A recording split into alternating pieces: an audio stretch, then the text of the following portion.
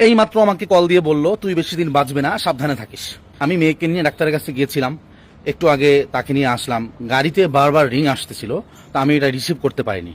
তো বাড়িতে প্রবেশ করার সঙ্গে সঙ্গে আবার রিং আসলো, আমি ফোনটা বের করে রিসিভ করলাম।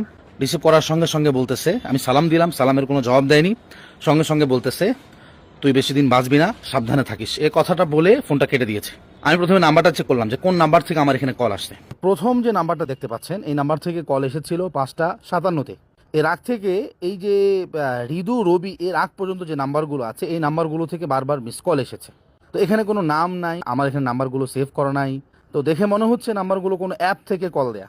এরপর ট্রু কলারে গেলাম, সেখানে দেখার জন্য যে আসলে কার নামে এই নাম্বার সেভ করা। ট্রু কলারে গিয়ে দেখি যে নাম্বারে কল এসেছে আর আমি যেটা রিসিভ করেছি সেখানে লেখা লাইকলি এ বিজনেস।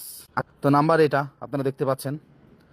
তারপর হচ্ছে যে নাম্বারগুলো থেকে মিস কল এসেছে সেই নাম্বারের একটাতে লেখা হচ্ছে কে। হয়তো কোনো ভাই ট্রু কলারে কে নামে এই নাম্বারটা সেভ করে রেখেছেন, হয়তোবা কোনো ফ্রড হবে, হয়তোবা সে অনেক মানুষকে এভাবে হুমকি ধমকি দিয়েছে, আমাকেও দিয়েছে। তো যে ভাই আমাকে হুমকি দিয়েছেন, আপনি অবশ্যই আমার ভিডিওগুলো দেখেন। তো আমি আপনাকে এই ভিডিওর মাধ্যমে বলতে চাই, আমরা মুসলমান এবং আমি একজন মুমিন। আল্লাহ তাআলা আমাকে পৃথিবীতে পাঠিয়েছেন আল্লাহর ইবাদত করার জন্য এবং আল্লাহর দাসত্ব করার জন্য।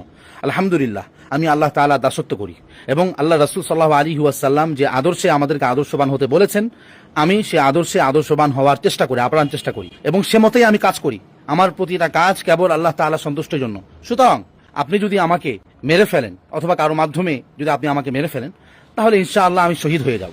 আর আমাদের মতো মুমিনরা, আমাদের মতো মুসলমানরা শাহাদাত অর্জনের জন্যই বেঁচে থাকে।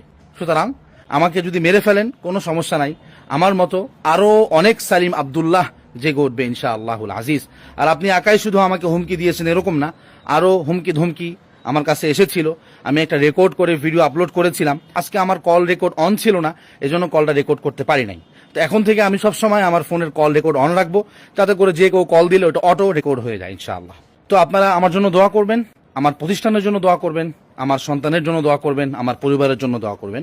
আল্লাহ তাআলা যতদিন হায়াতি জিন্দেগি রেখেছে ততদিন যেন হকের পথে থেকে হক কথা বলে দশ ও দেশের খেদমত করে যেতে পারি ইনশাআল্লাহুল আজিজ। আসসালামু আলাইকুম ওয়া রাহমাতুল্লাহ।